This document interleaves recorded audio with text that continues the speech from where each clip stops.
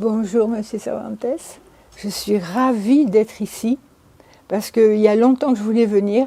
Cette fois, aujourd'hui, je me suis décidée. Bien, écoutez, je suis ravi de vous recevoir, que vous soyez venu à notre local et je vous accueille. Puis, si vous avez des questions, n'hésitez pas.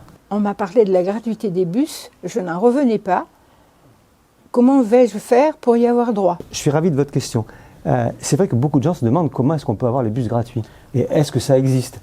Alors d'abord, il faut savoir que ça existe dans beaucoup de villes en France. Il y a une trentaine de villes depuis plus de 30 ans certaines. Donc c'est pas une utopie, c'est quelque chose qui existe et ce sera possible à Avignon.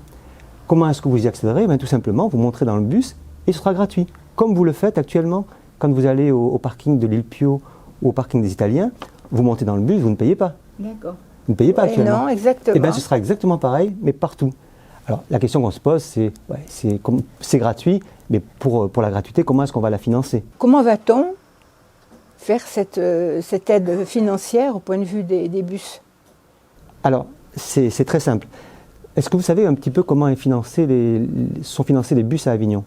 Eh bien non, justement. Alors, je vais vous expliquer. Actuellement, à Avignon, ce qui finance les transports en commun, c'est une taxe qui est payée par les entreprises qui ont plus de 11 employés. Ça s'appelle le versement transport. C'est une taxe qui est reçue par l'agglomération et qui ne peut être utilisée que pour les transports en commun. Voilà. Et cette taxe-là, à Avignon, finance 85% du financement des transports en commun. C'est-à-dire que les billets, ce que vous payez, votre ticket, ça ne représente que 15% de ce que ça coûte en réalité. Ah d'accord. Voilà. Donc avec ces 15%, on peut se dire, est-ce qu'on ne peut pas les financer par la collectivité en totalité? Si on enlève l'agence commerciale, où il y a des gens qui sont là tous les jours, qui vont vous vendre des tickets, si on enlève les contrôles, si on enlève l'impression des tickets, si on enlève les machines à poinçonner, tout ça, ça va encore réduire le coût de fonctionnement. Voilà. Après, vous savez peut-être qu'à Avignon, les personnes qui font fonctionner le tram et le bus, ça n'est pas la collectivité, c'est une société qui le fait pour Avignon. Et cette société dégage environ 1 million de bénéfices par an. La gratuité, donc les prix des tickets, c'est environ 4,5 millions. Donc 1 million sur ces 4,5 millions vont à cette société. Voilà. Donc il resterait à financer environ 3,5 millions d'euros. Donc effectivement, c'est quelque chose qu'il faut trouver. Oui. Ça paraît beaucoup. Oui, moi ça me paraît beaucoup. Oui. Vous savez combien ça représente par rapport au budget du Grand Avignon? Non, des doigts. 1%. 1% du budget, oui bien sûr. Le budget du Grand Avignon, c'est environ 350 millions d'euros. Donc là, on parle de 3,5 millions. Ouais. Donc on ne parle pas d'une somme énorme. Et je crois qu'à un moment donné, un politique, il doit faire des choix budgétaires. Voilà.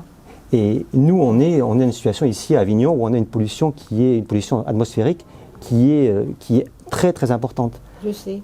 Sur la rocade, vous savez qu'il y a des gens qui souffrent de ça, des gens qui en meurent même. Oui. Donc on a des études qui montrent que 150 personnes par an ont des décès prématurés. Donc c'est une responsabilité du maire. La santé des Avignonnais, c'est une des responsabilités du maire. En plus, on a tous une responsabilité par rapport au réchauffement climatique. Bien sûr. Voilà. Donc on se doit de pouvoir mettre en œuvre des alternatives à la voiture individuelle. Mais pour ce réchauffement climatique qui crée tant de problèmes, comment est-ce qu'on peut faire alors? On a beaucoup de propositions sur ce sujet-là.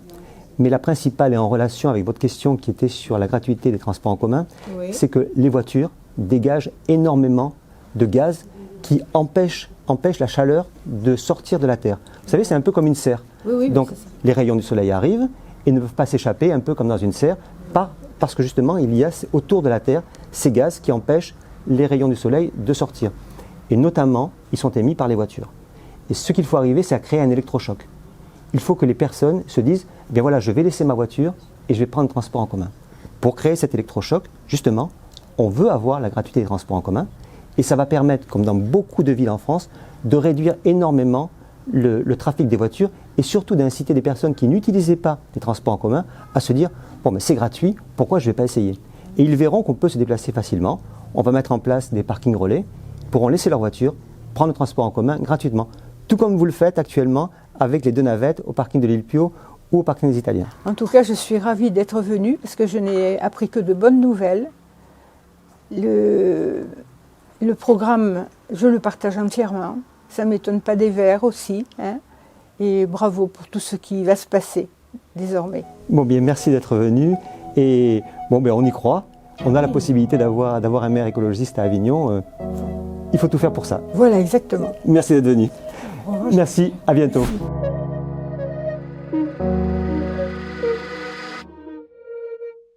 Newcom.